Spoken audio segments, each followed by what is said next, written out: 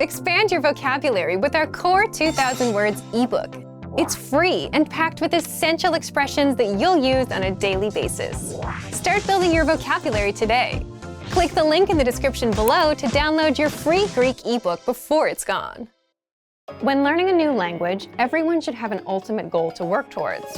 Whether you want to be able to connect with a relative, easily order food while traveling, or go somewhere new, having an end goal for your learning can be very motivating.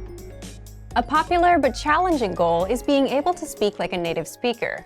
It's difficult to measure exactly when you reach this goal, and it's not something you can pick up using textbooks alone. So how do you work on making your speech more natural? That's what we're going to look at today. Here are 3 tips to help you practice talking like a native speaker.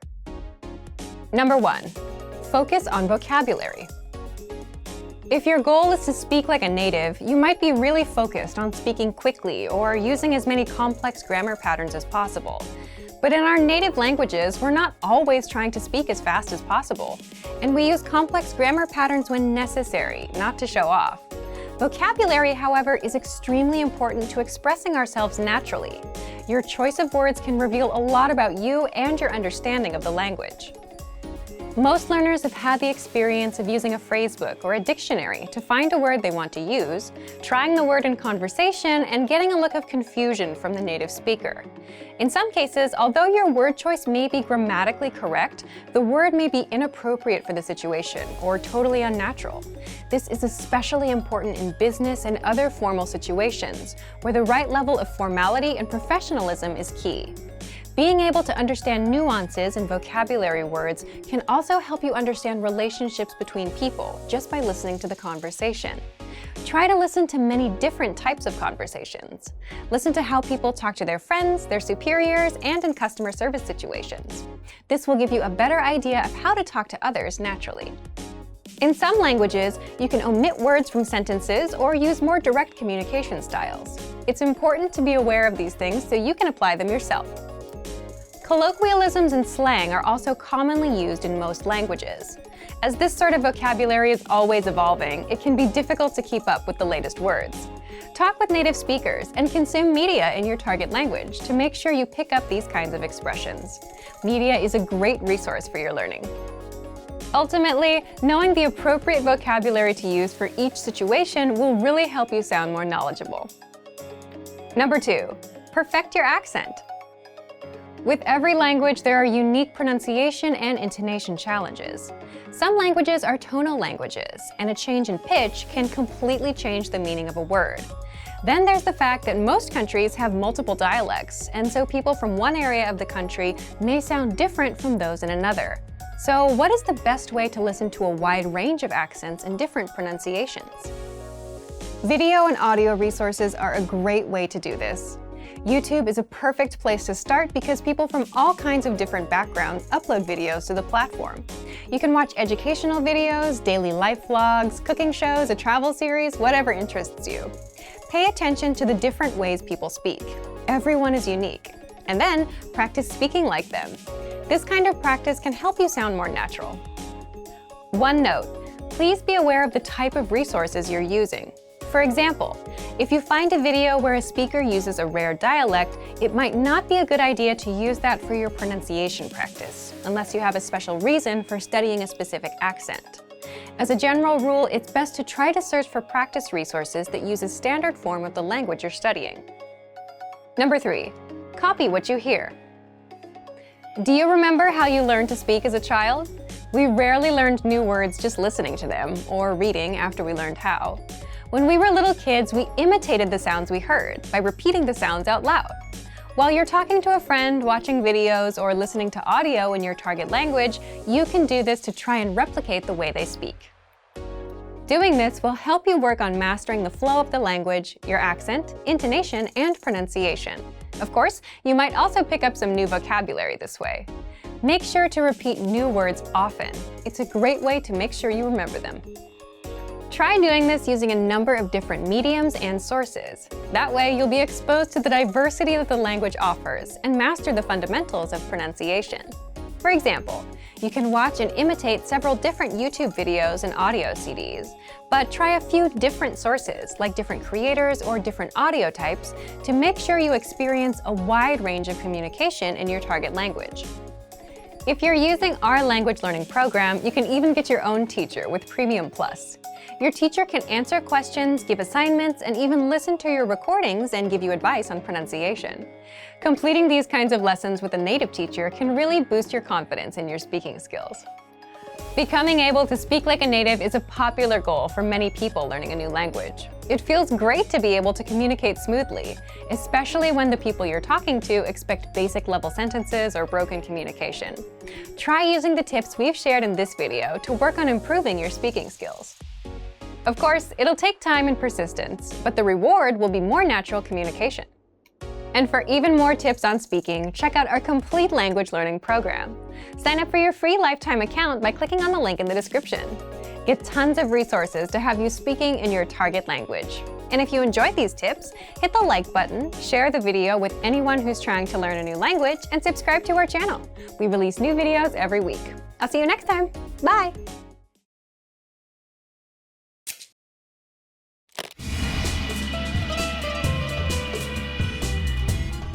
Γεια σας, είμαι η Στεφανία. Κάθε χρόνο στις 15 Αυγούστου, στην καρδιά του ελληνικού καλοκαιριού, γιορτάζουμε με ιδιαίτερη λαμπρότητα την κοίμηση της Θεοτόκου, δηλαδή τον θάνατο της Παναγίας. Η θεομητορική αυτή γιορτή είναι επίσημη αργία και αποτελεί μέρα χαράς παρά πένθους, γιατί η Παναγία αναστήθηκε όπως και ο Χριστός. Γι' αυτό λέγεται και Πάσχα του καλοκαιριού.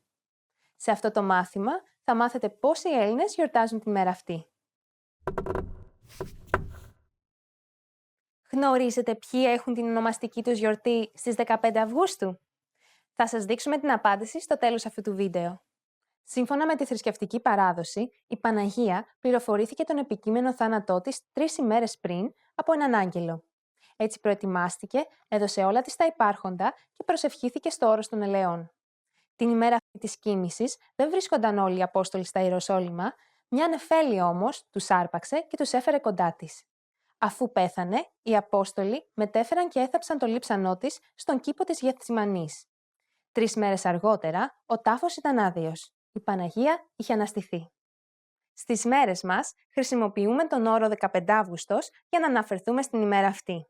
Και επειδή ο Αύγουστος είναι κατεξοχήν μήνας διακοπών και οι περισσότεροι Έλληνες βρίσκονται εκτός πόλεων, οι εορτασμοί του 15 Αύγουστου είναι ιδιαίτερα έντονοι στα νησιά και στην επαρχία, ειδικά όπου υπάρχει εκκλησία αφιερωμένη στην Παναγία. Για παράδειγμα, κάθε χρόνο η εκκλησία της Παναγιάς Σουμελά στην Ημαθία και της Εκατοταπηλιανής στην Πάρο βουλιάζουν από κόσμο. Συγκεκριμένα, στην Πάρο γίνεται μεγάλο γλέντι, ενώ δεκάδες καΐκια με αναμένες δάδες γεμίζουν το μικρό γραφικό λιμανάκι της Νάουσας. Το μεγαλύτερο προσκύνημα γίνεται στην εκκλησιά της Μεγαλόχαρης στην Τίνο.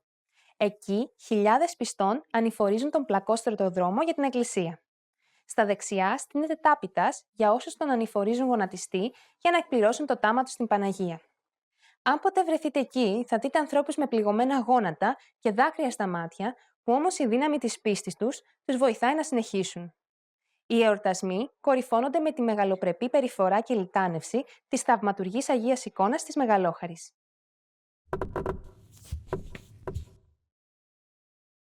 Στο Μαρκόπουλο της Κεφαλονιάς, κάθε 15 Αύγουστο εμφανίζονται στον τρούλο της εκκλησίας τα άκακα φιδάκια της Παναγίας. Πιστεύετε ότι η Παναγία μεταμόρφωσε σε φίδια τις καλόγριες ενός παλιού μοναστηριού της περιοχής, ώστε να γλιτώσουν από τους πειρατές. Και τώρα θα σας δείξω την απάντηση του προηγούμενου quiz. Γνωρίζετε ποιοι έχουν την ονομαστική τους γιορτή στις 15 Αυγούστου? Τα δημοφιλέστερα ονόματα είναι τα Μαρία, Μάριος, Παναγιώτα, Παναγιώτης και Δέσποινα. Ονόματα που έχουν σχέση με την Παναγία. Συγκεκριμένα το Μαρία είναι μακράν το πιο δημοφιλές θηλυκό όνομα στην Ελλάδα, κάτι που δείχνει τον βαθύ σεβασμό των Ελλήνων για το πρόσωπο της Παναγίας. Πώς σας φάνηκε το μάθημα αυτό? Μάθατε τίποτα ενδιαφέρον? Εσείς έχετε βρεθεί στην Ελλάδα τον 15 Αύγουστο? Αφήστε μας τα σχόλιά σας στο greekpod101.com και τα λέμε στο επόμενο μάθημα. Γεια χαρά!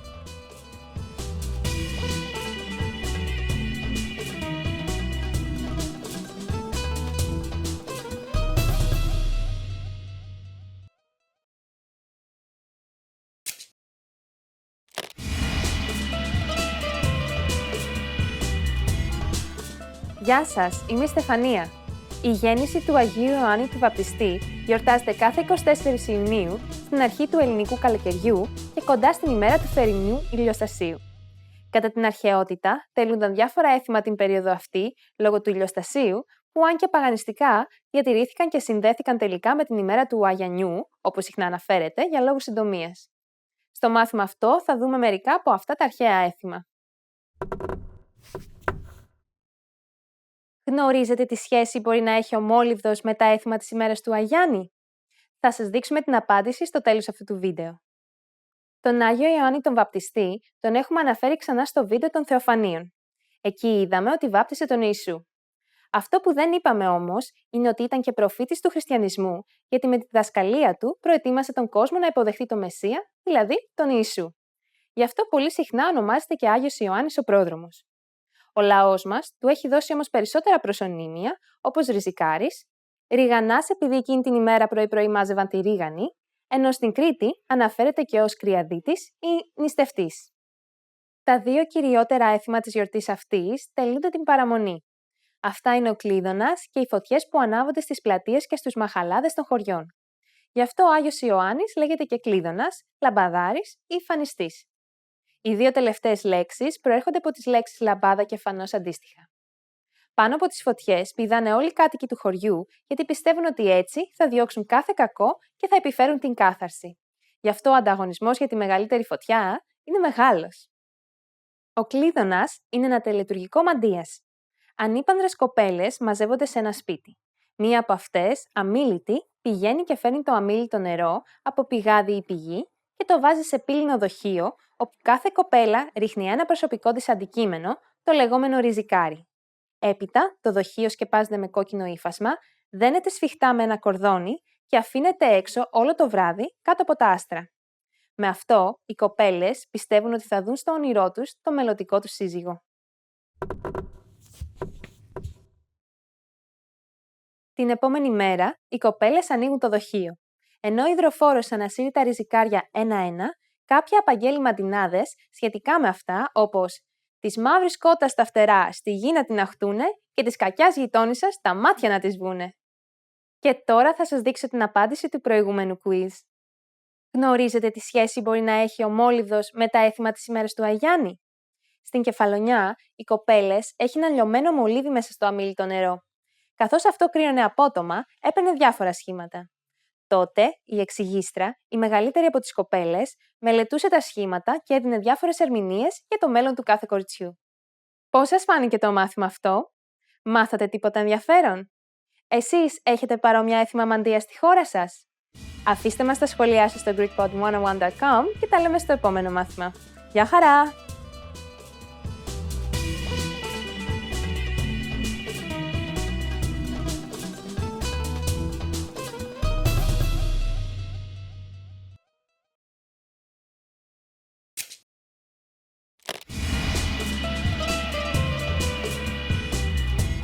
Γεια σας, είμαι η Στεφανία.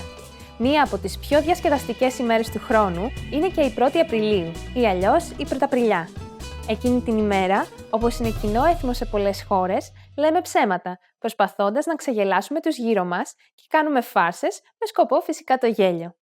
Σε αυτό το μάθημα θα δούμε τι ακριβώς σημαίνει για τους Έλληνες η Πρωταπριλιά, αλλά και πώς συμπεριφέρονται την ημέρα αυτή.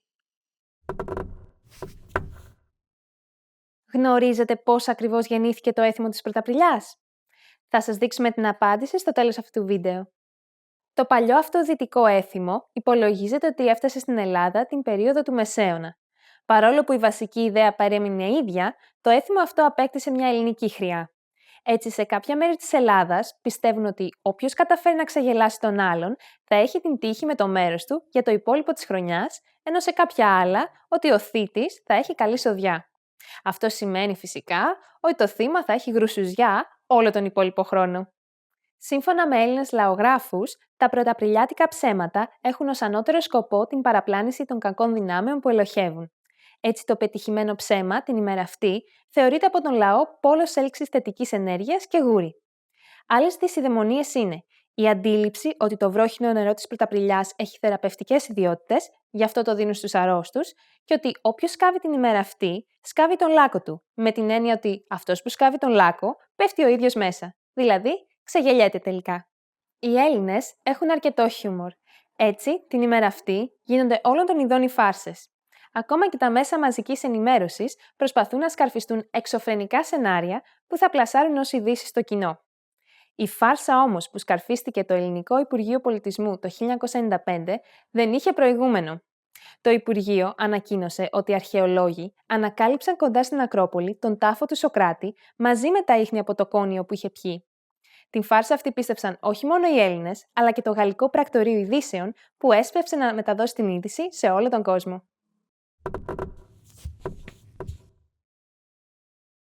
Τα μεγαλύτερα θύματα της ημέρας αυτής είναι χωρίς αμφιβολία οι εκπαιδευτικοί.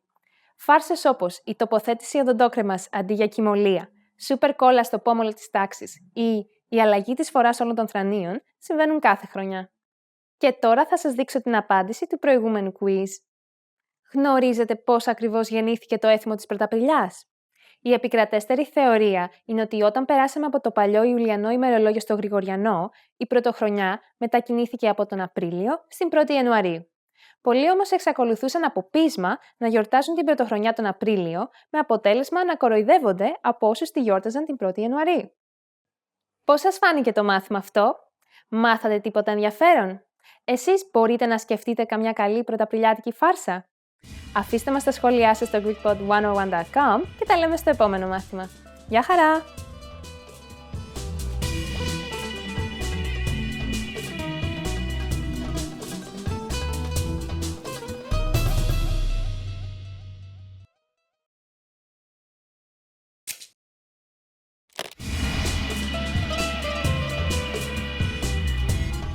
Γεια σας, είμαι η Στεφανία. Η 1η Μαΐου, ή αλλιώς η Πρωτομαγιά, είναι μια γιορτή αφιερωμένη στην Άνοιξη και τα λουλούδια. Λέγεται επίσης και εργατική Πρωτομαγιά, εις ανάμνηση της εξέγερσης των εργατών του Σικάγο τον Μάιο του 1886, που διεκδικούσαν 8ωρο ωράριο και καλύτερες συνθήκες εργασίας. Για τα εργατικά συνδικάτα, η μέρα αυτή αποτελεί απεργία, ενώ για τους υπόλοιπους απλά αργία. Στο μάθημα αυτό θα μάθετε για τα ιδιαίτερα έθιμα της ημέρας αυτής. Γνωρίζετε πότε έγινε στην Ελλάδα η πρώτη πρωτομαγιάτικη διαδήλωση? Θα σας δείξουμε την απάντηση στο τέλος αυτού του βίντεο. Η Πρωτομαγιά έχει τις ρίζες της στην αρχαιότητα. Τότε, οι Έλληνες, αλλά και πολλοί άλλοι λαοί της Ευρώπης, γιορτάζανε την τελική νίκη της Άνοιξης απέναντι στο χειμώνα, πράγμα που έφερνε γονιμότητα και ζωή στη φύση και κατ' επέκταση στους ανθρώπους. Η ίδια η λέξη Μάιος πιστεύετε ότι προέρχεται από τη ρωμαϊκή θεά Μάια, η οποία πήρε το όνομά της από την πλειάδα Μαία. Η λέξη Μαία σήμαινε τότε τροφός και μητέρα. Οι γιορτές της αρχαιότητας αλλοιώθηκαν φυσικά με το πέρασμα των αιώνων, όμως επιβιώνουν σήμερα ως απλά λαϊκά έθιμα. Στην Ελλάδα, το πιο γνωστό έθιμο της Πρωτομαγιάς είναι το πρωτομαγιάτικο στεφάνι.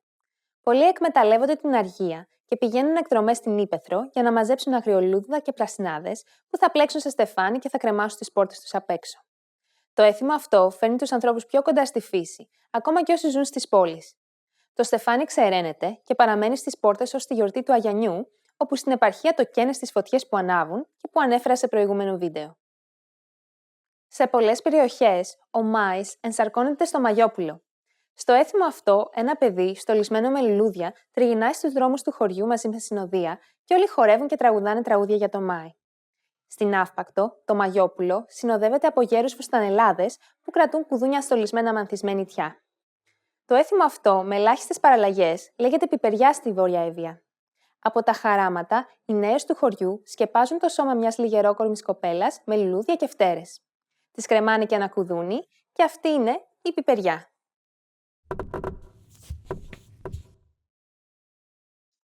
Σε μερικά μέρη, όλοι καταβρέχουν την πιπεριά και τραγουδάνε παρακαλώντας για βροχή, ενώ εκείνη υποκλίνεται σε όσους τη ραντίζουν. Λένε πως πολλές φορές μετά το γύρισμα της πιπεριάς στους δρόμους του χωριού, βρέχει. Και τώρα θα σας δείξω την απάντηση του προηγούμενου quiz. Γνωρίζετε πότε έγινε στην Ελλάδα η πρώτη πρωτομαγιάτικη διαδήλωση? Έγινε το 1892 από τον Κεντρικό Σοσιαλιστικό Σύλλογο του Καλέργη. Έπειτα ακολούθησε κι άλλη τον επόμενο χρόνο, με πάνω από 2.000 εργαζόμενους να ζητούν 8ωρο, αργία την Κυριακή και κρατική ασφάλιση στα θύματα εργατικών ατυχημάτων. Στις μέρες μας, την Πρωτομαγιά, πραγματοποιούνται διαδηλώσεις με μεγαλύτερες αυτές στο κέντρο της Αθήνας. Πώς σας φάνηκε το μάθημα αυτό? Μάθατε τίποτα ενδιαφέρον? Πώς γιορτάζετε η 1η Μαΐου στη δικιά σας χώρα? Αφήστε μας τα σχόλιά σας στο greekpod101.com και τα λέμε στο επόμενο μάθημα. Γεια χαρά!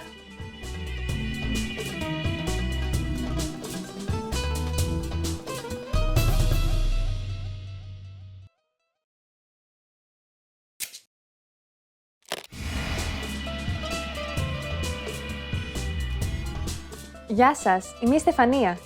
Η 14 Φεβρουαρίου είναι παγκοσμίως γνωστή ως η μέρα του Αγίου Βαλεντίνου.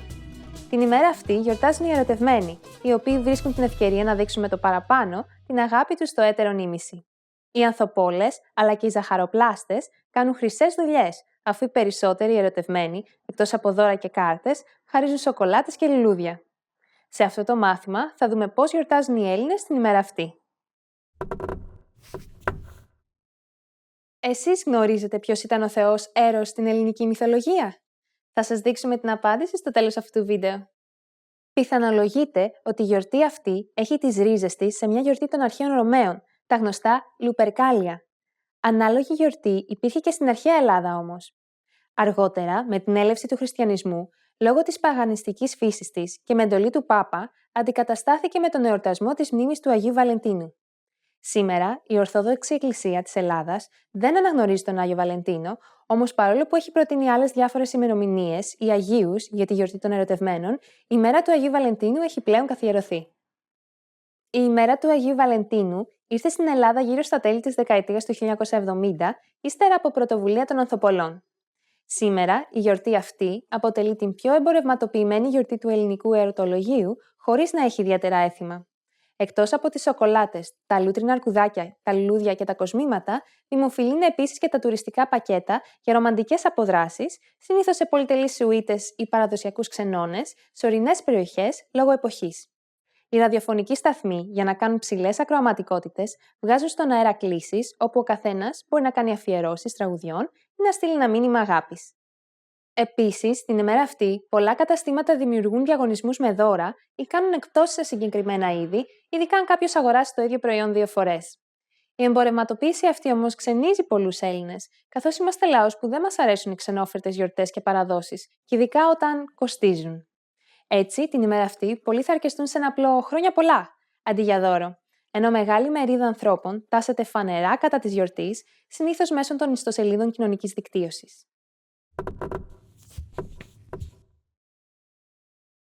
Συμβουλές προς ερωτευμένους με Έλληνες.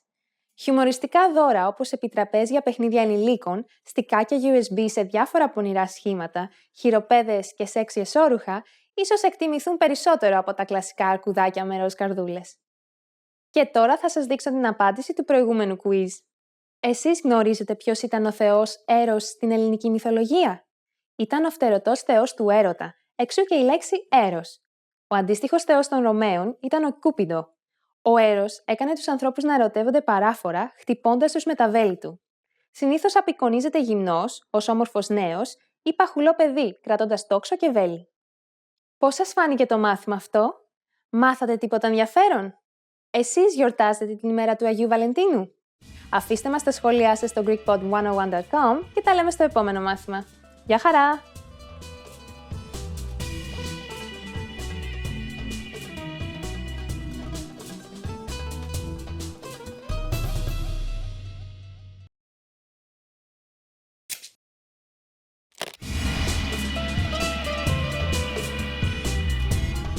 Γεια σας, είμαι η Στεφανία. Κάθε 2 χρόνια, λίγους μήνες πριν από τους θερινούς και τους χειμερινούς Ολυμπιακούς Αγώνες, το παγκόσμιο ενδιαφέρον στρέφεται σε μια μικρή περιοχή της Ελλάδας, στον αρχαιολογικό χώρο της Ολυμπίας, όπου εκεί λαμβάνει χώρα η τελετή αφής της Ολυμπιακής Φλόγας. Η μέρα αυτή δεν αποτελεί επίσημη γιορτή ή αργία στην Ελλάδα, παρά τη μεγάλη πολιτισμική της σημασία. Σε αυτό το μάθημα θα μάθετε ό,τι αφορά την ιδιαίτερη αυτή τελετή. Γνωρίζετε ποιο έφλεκτο υλικό χρησιμοποιείται ως προσάναμα στη δάδα? Θα σας δείξουμε την απάντηση στο τέλος αυτού του βίντεο. Η Ολυμπιακή φλόγα έχει τις ρίζες της στην αρχαία Ελλάδα, όπου μια φωτιά κρατούνταν αναμένη καθ' όλη τη διάρκεια των Ολυμπιακών Αγώνων. Πολλοί νομίζουν ότι η σημερινή τελετή αποτελεί αναβίωση κάποιας αρχαίας τελετής, η αλήθεια όμως είναι διαφορετική. Επειδή τότε το άναμα μιας φωτιάς ήταν δύσκολο και χρονοβόρο, όλες οι αρχαίες ελληνικές πόλεις διέθεταν τη δική τους άσβηστη φωτιά, την οποία φρόντιζαν οι ιερείς της εστίας. Στις αρχαίες Ολυμπιάδες, λοιπόν, όλες οι φλόγες που άναβαν στους βωμούς του ιερού προέρχονταν από τη φωτιά της εστίας. Η σημερινή τελετή περιλαμβάνει λιτά μουσικοχορευτικά τελετουργικά. Η αφή γίνεται στο ναό της Ήρας, όπου η προθιέρεια, συνήθως με τα χέρια της ψηλά προς τον ουρανό, παρακαλεί τον Απόλλωνα, τον θεό του ήλιου, να βοηθήσει να ανάψει η δάδα της. Έπειτα, τοποθετεί τη δάδα αυτή σε ένα κύλο-κάτωπτρο, όπου οι συγκεντρωμένες ηλιακές ακτίνες αναφλέγουν το έφλεκτο υλικό της. Τέλος, η προθιέρεια δίνει τη φλόγα στον πρώτο λαμπαδιδρόμο και έτσι ξεκινάει η λαμπαδιδρομία που θα φέρει τη φλόγα στη διοργανώτρια πόλη. Η στιγμή της επίκλησης είναι η πιο φορτισμένη συναισθηματικά στιγμή της τελετής, καθώς η προθιέρεια, απόλυτα συγκεντρωμένη και με δυνατή φωνή, ξεκινά παρακαλώντας πρώτα τη φύση για ιερά σιωπή, την παύση δηλαδή όλων των ήχων, ακόμα και των πουλιών. Έπειτα, παρακαλεί τον Απόλλωνα να στείλει τις ακτίνες του και να ανάψει τη δάδα για τη διοργανώτρια πόλη των αγώνων, το όνομα της οποίας και αναφέρεται. Τέλος, ζητάει από τον Δία, τον Θεό των Θεών, να χαρίσει ειρήνη σε όλους τους λαούς της γης και να στεφανώσει τους νικητές.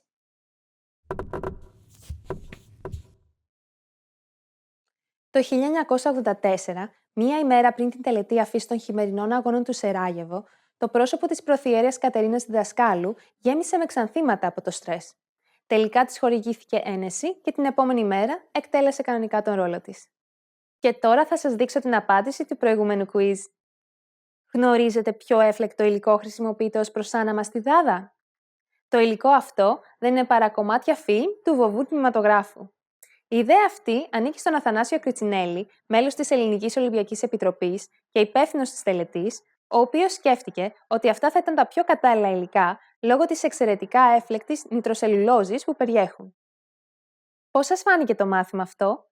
Μάθατε τίποτα ενδιαφέρον? Εσείς έχετε παρακολουθήσει ποτέ την τελετή αφής της Ολυμπιακής φλόγας? Αφήστε μας τα σχόλιά σας στο greekpod101.com και τα λέμε σε κάποιο άλλο μάθημα. Γεια χαρά!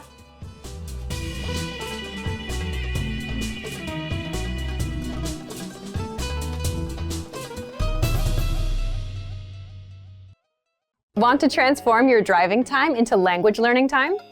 How much time do you spend in your car every day? 30 minutes? More than an hour?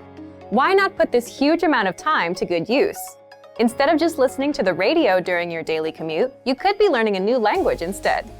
Here are 3 easy methods for learning a language in your car. You can put them to use right away with the help of our language learning program. First, you can listen to fun audio lessons by real teachers. Listening to lessons while in the car allows you to focus on the road as you listen and learn. In every one of our 3 to 15-minute lessons, our teachers teach you conversations, new phrases, and cultural points. Audio is the only learning medium that lets you learn and drive safely at the same time, so take advantage of all our audio lessons available. Second, you can set your lessons on autoplay and go hands-free. Our autoplay feature lets you keep your hands on the wheel without even reaching for your device. Just set your lessons to autoplay one by one with our innovative Language 101 app, and never have to interrupt your focus on driving to switch to a new lesson. Third, you can repeat out loud and speak from your very first lesson. You want to speak a new language too, right? Well, you'll start learning conversations minutes into your lessons. All you have to do is listen and repeat out loud.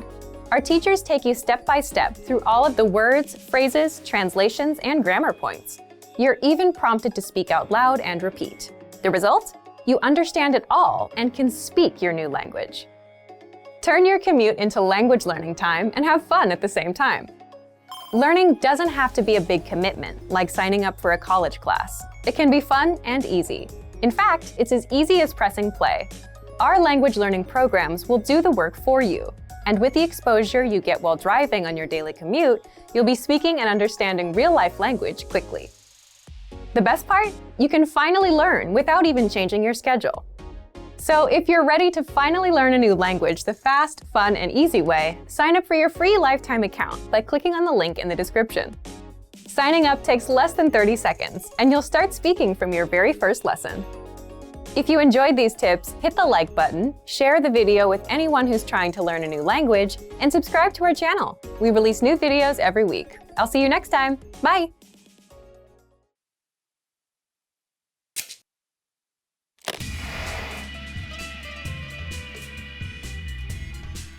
Welcome to GreekPod101.com's Ελληνικά σε 3 λεπτά. The fastest, easiest and most fun way to learn Greek. Γεια, λέγομαι Χρυσή. Χαίρομαι πολύ. Hi, I'm Chrissy. Pleased to meet you. In this series, we are going to learn basic Greek expressions. It is super easy and it only takes 3 minutes.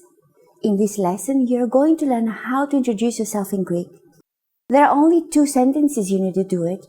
But first, it is important to clarify that in Greek, there is a difference between formal and informal language.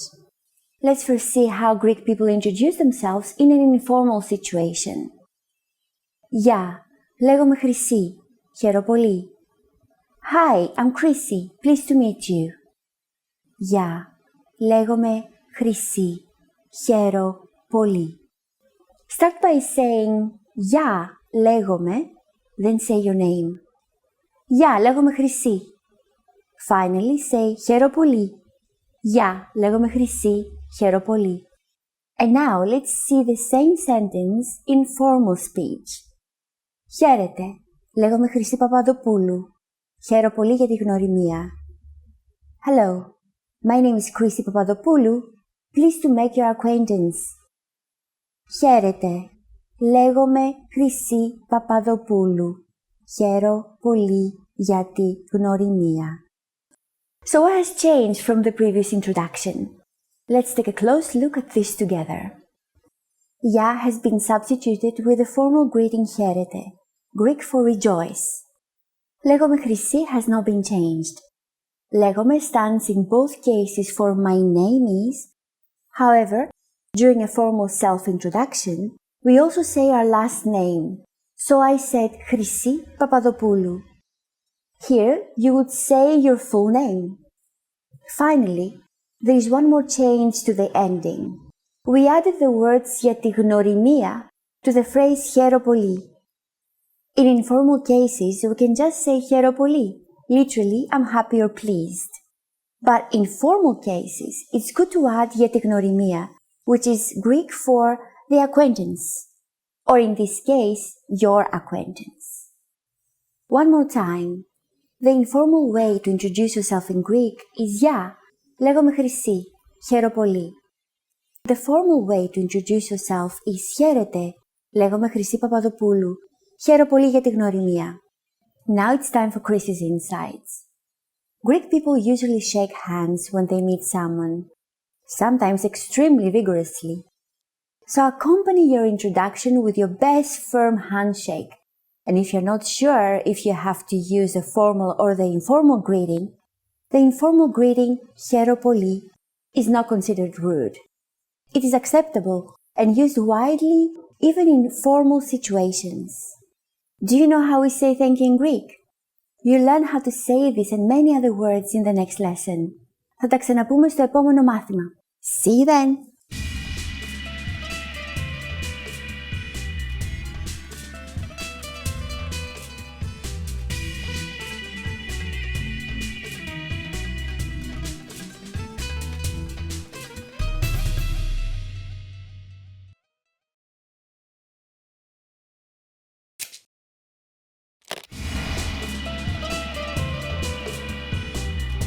Γεια, λέγομαι Χρυσή. Hi everybody, I'm Chrissy. Welcome to GreekPod101.com's Ελληνικά σε 3 λεπτά. The fastest, easiest and most fun way to learn Greek.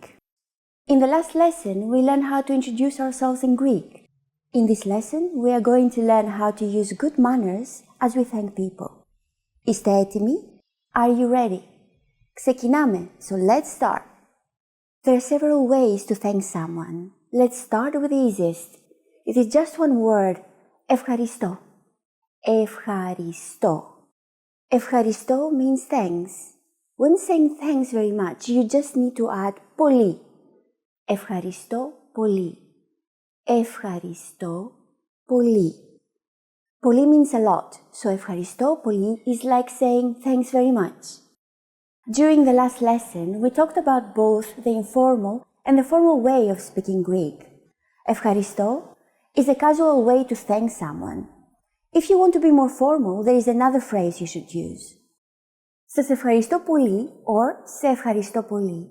Σας ευχαριστώ πολύ or σε ευχαριστώ πολύ. Let's break this phrase down. The σε or σας before ευχαριστώ πολύ literally means you in the second person singular and the second person plural, which is the form used for being formal in Greek. In the plain ευχαριστώ there is no you included, but here we use it and make the phrase sound more polite. Depending on the formality of the situation, we will use σε or σας. How do you answer? It's easy. There are basically two different ways to do it. The first is τίποτα. Τίποτα.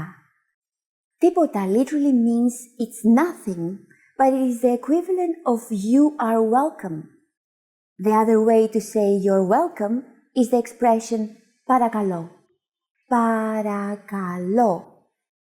Literally, this phrase means I beg or please, but it has become a common and polite way to respond to someone thanking you.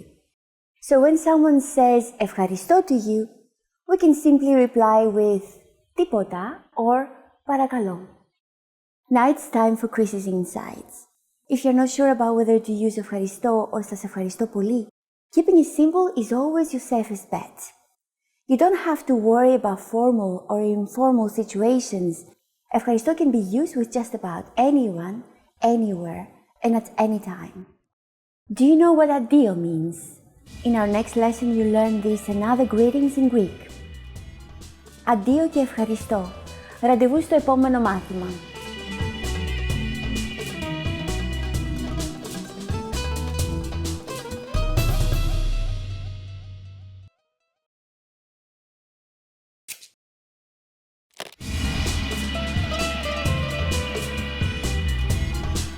Γεια, λέγομαι Χρυσή. Hi everybody, I'm Chrissy. Welcome to GreekPod101.com's ελληνικά σε 3 λεπτά. The fastest, easiest and most fun way to learn Greek. In the last lesson, we learned how to be grateful to people by saying ευχαριστώ. In this lesson, we'll learn some of the most common greetings used in Greece. Είστε έτοιμοι? Are you ready? Ξεκινάμε, so let's start. The most used informal greeting is γεια. Ya. Ya means hi, hello, or goodbye. We use it when we meet, but also when we leave. We should only use this greeting with friends or relatives. If you want to be more formal, you need to pay attention to the time of day. The most common phrase is kalimera. Kalimera. Literally, kalimera means good day. However, we may also interpret it as good morning or good afternoon. As a rule of thumb, we can use kalimera only during the daytime, from morning until early afternoon. During the late afternoon and evening, we say kalispera. Kalispera. Espera or spera is ancient Greek for the part of the day after sunset. So kalispera means good afternoon or good evening. Kalimera and kalispera are used when we meet someone, but when we leave, we don't say them again. In this formal situation, Greek people use addio. Addio. Addio means goodbye. If you're leaving after around 8 p.m., you can say kalinichta, which literally means good night. Kalinichta. Finally, it is very common in Greek to use the informal hi we introduced in the beginning of this lesson as a parting greeting as well. Γεια. Yeah. Now you can greet people in many different ways in Greek. Let's review them all again. When greeting in an informal situation, we say γεια.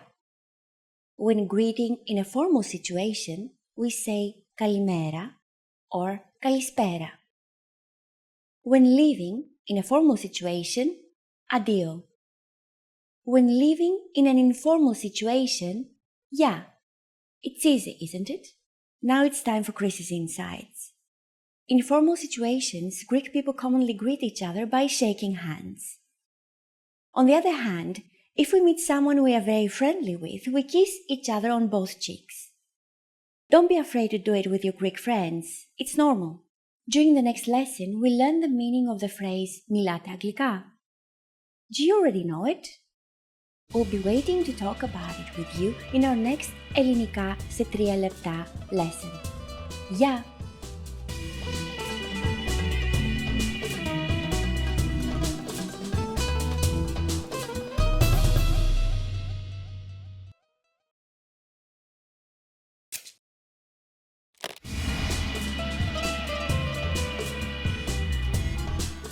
Γεια, λέγομαι Χρυσή.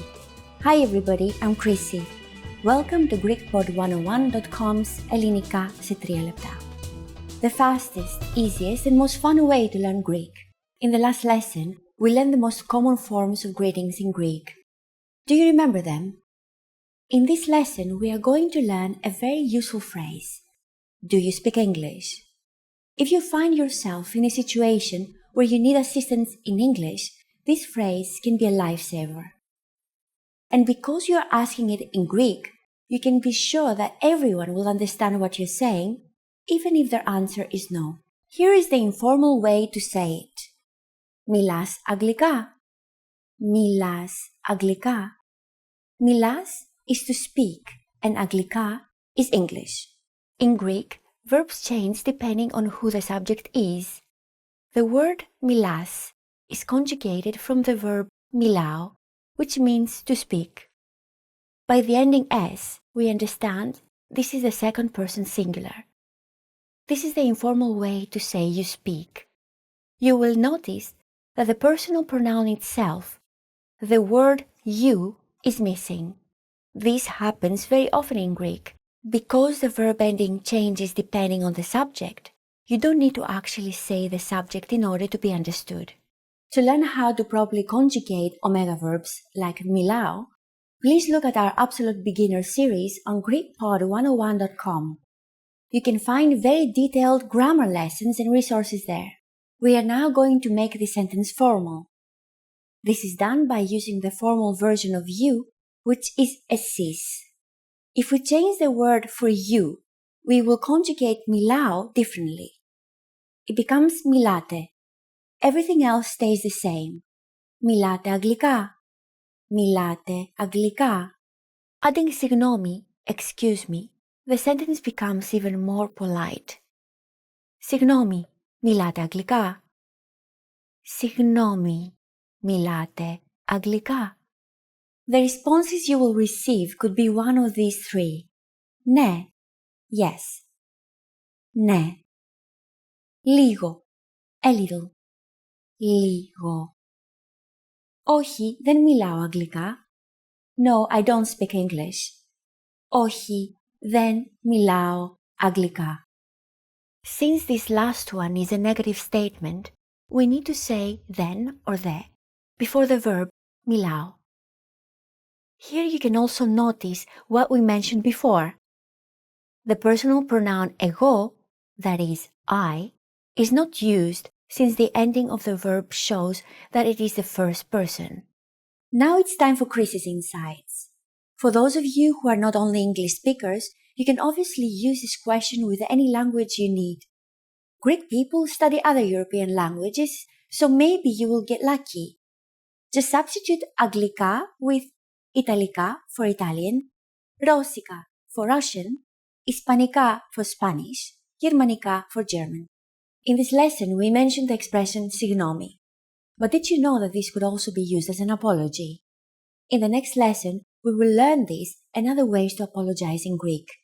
It's never too late to show your good manners with Greek people. I'll see you in our next Ελληνικά σε 3 λεπτά lesson. Γεια!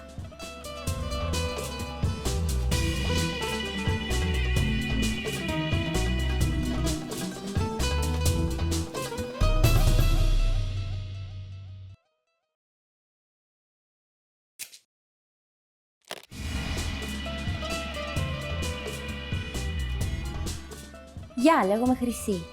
Hi everybody, I'm Chrissy.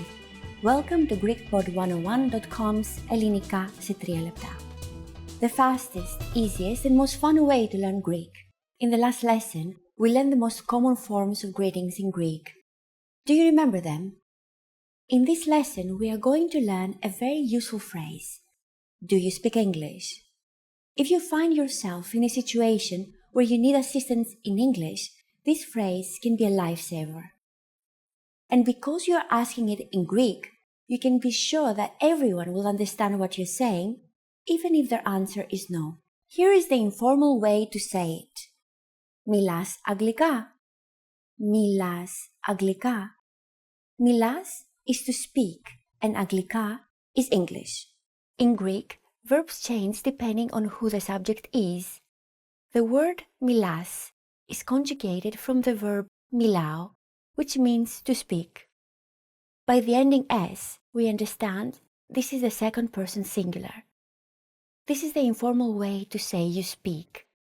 You will notice that the personal pronoun itself, the word you, is missing. This happens very often in Greek. Because the verb ending changes depending on the subject, you don't need to actually say the subject in order to be understood. To learn how to properly conjugate omega verbs like μιλάω, please look at our Absolute Beginner series on GreekPod101.com. You can find very detailed grammar lessons and resources there. We are now going to make the sentence formal. This is done by using the formal version of you, which is εσείς. If we change the word for you, we will conjugate μιλάω differently. It becomes μιλάτε. Everything else stays the same. Μιλάτε αγγλικά. Μιλάτε αγγλικά. Adding συγγνώμη, excuse me, the sentence becomes even more polite. Συγγνώμη, μιλάτε αγγλικά. Συγγνώμη, μιλάτε αγγλικά. The responses you will receive could be one of these three. Ναι, yes. Ναι. Λίγο, a little. Λίγο. Όχι, δεν μιλάω αγγλικά. No, I don't speak English. Όχι, δεν μιλάω αγγλικά. Since this last one is a negative statement, we need to say then or the before the verb μιλάω. Here you can also notice what we mentioned before. The personal pronoun εγώ, that is, I, is not used since the ending of the verb shows that it is the first person. Now it's time for Chris's insights. For those of you who are not only English speakers, you can obviously use this question with any language you need. Greek people study other European languages, so maybe you will get lucky. Just substitute αγγλικά with Italica for Italian, Rossica for Russian, Hispanica for Spanish, Germanica for German. In this lesson, we mentioned the expression συγγνώμη. But did you know that this could also be used as an apology? In the next lesson, we will learn this and other ways to apologize in Greek. It's never too late to show your good manners with Greek people.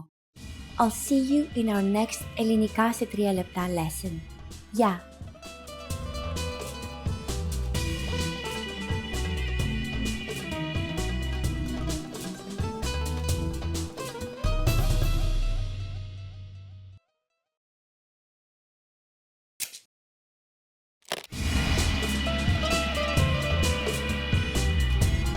Γεια, λέγομαι Χρυσή. Hi everybody, I'm Chrissy. Welcome to GreekPod101.com's ελληνικά σε 3 λεπτά. The fastest, easiest and most fun way to learn Greek. In the last lesson, we learned the phrase συγγνώμη, μιλάτε αγγλικά. Excuse me, do you speak English? We mentioned the word συγγνώμη, which means excuse me in Greek.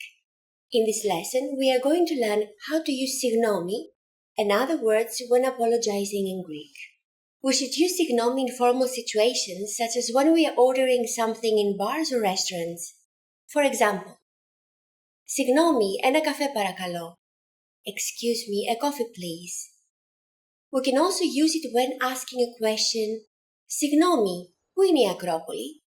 Excuse me, where is the Acropolis? Sometimes we also hear people say παρακαλώ which literally means please or I beg, but means the same thing as signomi when you want to draw somebody's attention. We always use this phrase in formal speech. Παρακαλώ. The informal way to say excuse me is με συγχωρείτε. Με συγχωρείτε. Just like signomi, we can use με συγχωρείτε when asking a question or when apologizing. All of these phrases can be used for either excuse me or I'm sorry. But if you really want to apologize for something, it might be better to use a different phrase. That phrase is λυπάμαι. It means I'm sorry or I'm sad and can be used in both formal and informal situations. Λυπάμαι. Like in other cases we have seen, the verb λυπάμαι, I'm sad or I'm sorry, is used without the personal pronoun εγώ, I. By just saying the verb, the listener understands you are talking about yourself. Now it's time for Chrissy's insights. Please remember that in Greece, if you accidentally bump into someone, you don't say, I'm sorry, λυπάμαι. Instead, we say συγγνώμη, excuse me, or με συγχωρείτε, forgive me. Are you able to count in Greek? In the next lesson, we will learn the numbers in Greek from 1 to 10. I'll be waiting for you in our next ελληνικά σε 3 λεπτά. Θα τα ξαναπούμε στο επόμενο μάθημα.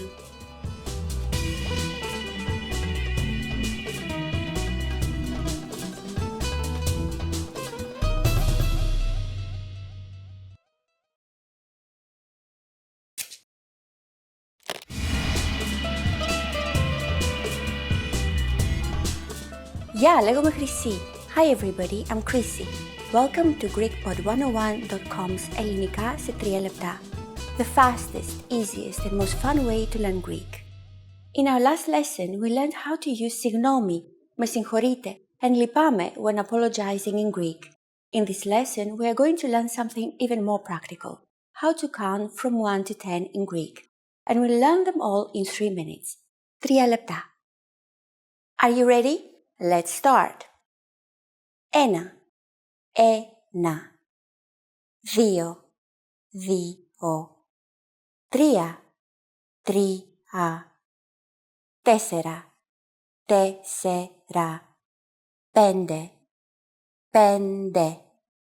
6. 6. 7. 7. 8.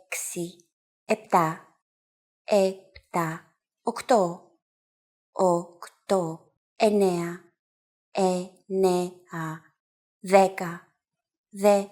10. Okay, now repeat after me. I'll say the numbers and give you time to repeat each one. 1. 2. 3. 4. 5. 6. 7.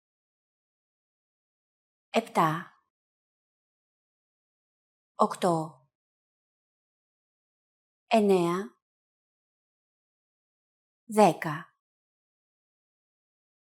Great job! What is before ένα? Do you know? Yes, it's 0. In Greek, it's μηδέν. Μηδέν.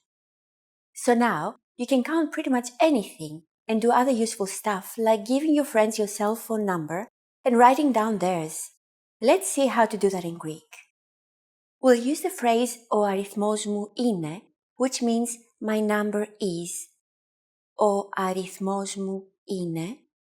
Ο αριθμός μου είναι 6, 9, 7, 8, 5, 4, 3, 2, 0. Can you read it by yourself? 6, 9, 7, 8, 5, 4, 3, 2, 0. Okay? Great! Now it's time for Chrissy's insights. Like most words in Greek, numbers are gender sensitive. The numbers we learn today are used when counting neuter objects. The masculine and feminine numbers are almost the same, but with slight differences for the numbers 1 through 4. We won't get into this for now, since with the neuter numbers, you can do most things. Even if you use the wrong gender, Greeks will understand you. Do you know the Greek word for 100? If you don't worry. In the next lesson, we are going to learn the numbers from 11 to 100 in Greek. Your task now is to practice the numbers we studied in this lesson from 1 to 10. I'll be waiting for you in our next ελληνικά σε 3 λεπτά lesson. Θα τα ξαναπούμε στο επόμενο μάθημα.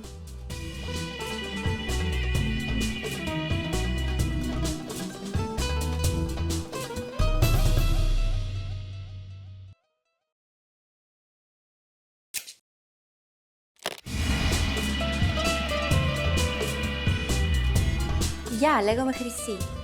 Hi everybody, I'm Chrissy. Welcome to GreekPod101.com's ελληνικά σε 3 λεπτά. The fastest, easiest and most fun way to learn Greek. In the last lesson, we learned the numbers from 1 to 10. Have you forgotten? Here, I'll tell you again. 1, 2, 3, 4, 5, 6, 7, 8, 9, 10. And now let's continue from 11. 11. 11. 12. 12. 13. 13. 14.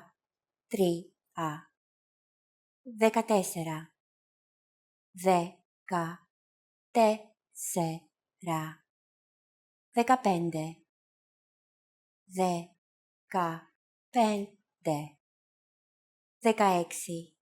15. 16. 16. 17. 17.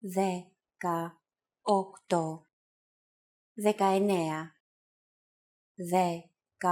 19. 19. And finally, we have 20. 20. Okay, now repeat after me. I'll say the numbers and give you time to repeat each one. 11. 12. 13. 14. 15. 16.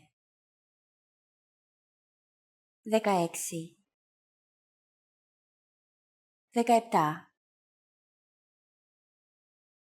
18. 19. 20.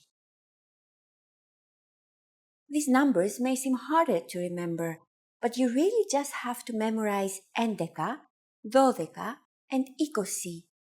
All other numbers are a combination of 10, which means 10, and the numbers from 3 to 9. It's like saying 10, 3, 10, 4, etc. Let's not stop at 20. Counting to 100 is super easy. Now I'll give you the tens. 30, 30, 40, 40, 50,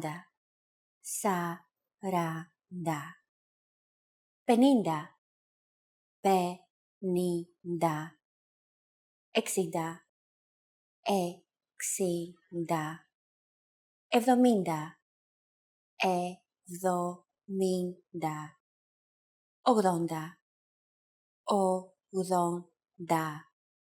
70, 80, 80, 90, 90, 100, 100. You'll have to memorize these numbers, but the good news is creating compound numbers is very easy. They are formed by putting the tens in front of the single digits.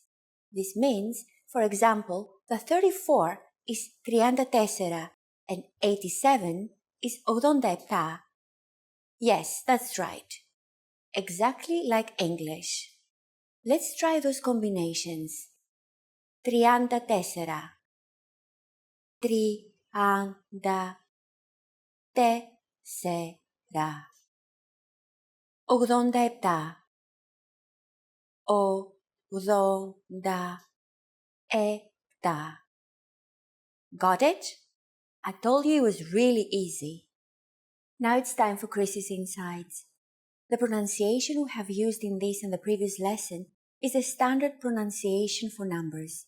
Sometimes, though, especially in casual conversation, Greeks also use efta instead of epta, ochto instead of okto, and ennia instead of enea.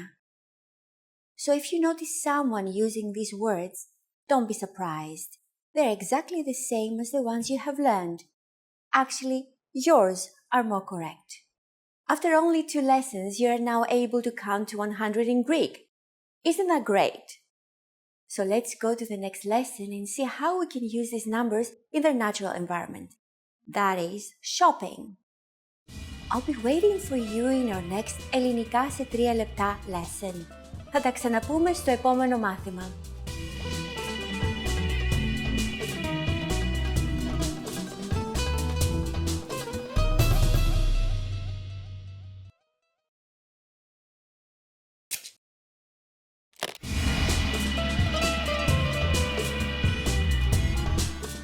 Γεια, λέγομαι Χρυσή. Hi everybody, I'm Chrissy. Welcome to GreekPod101.com's Ελληνικά σε 3 λεπτά. The fastest, easiest and most fun way to learn Greek. In the last 2 lessons, we learned how to count in Greek from 1 to 100.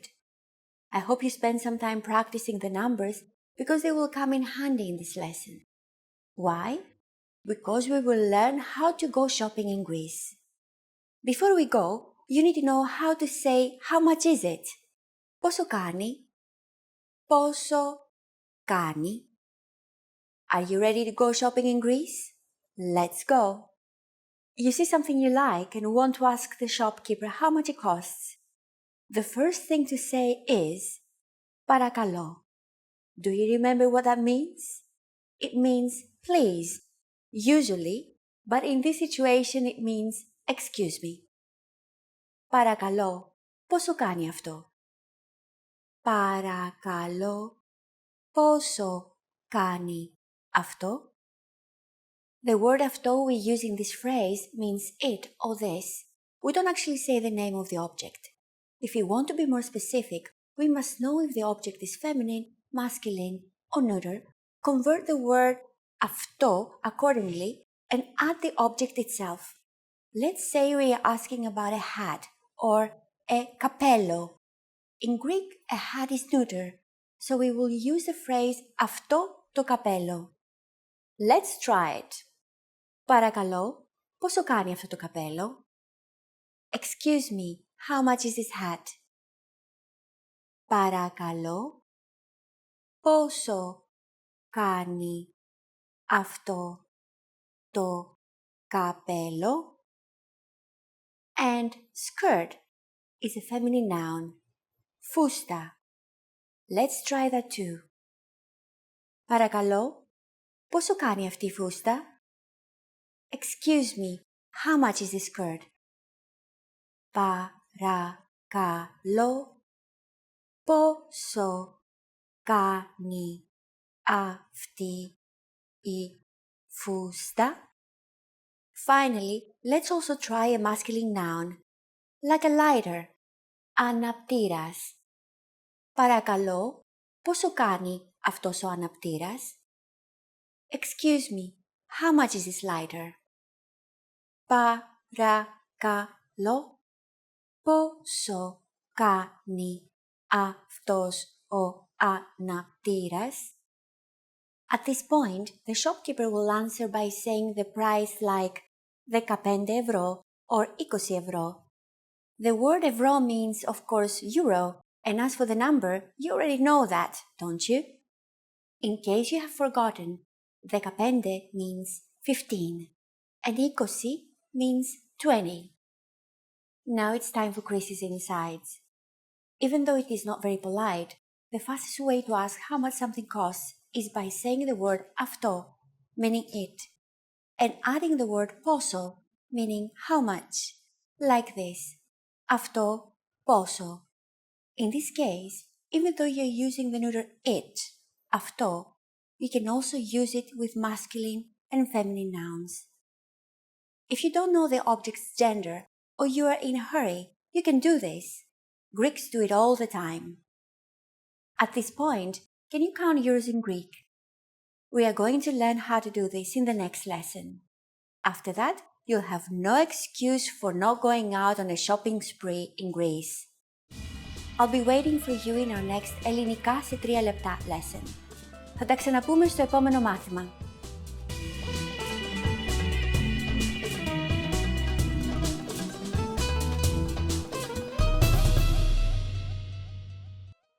Expand your vocabulary with our Core 2000 Words ebook. It's free and packed with essential expressions that you'll use on a daily basis. Start building your vocabulary today. Click the link in the description below to download your free Greek ebook before it's gone.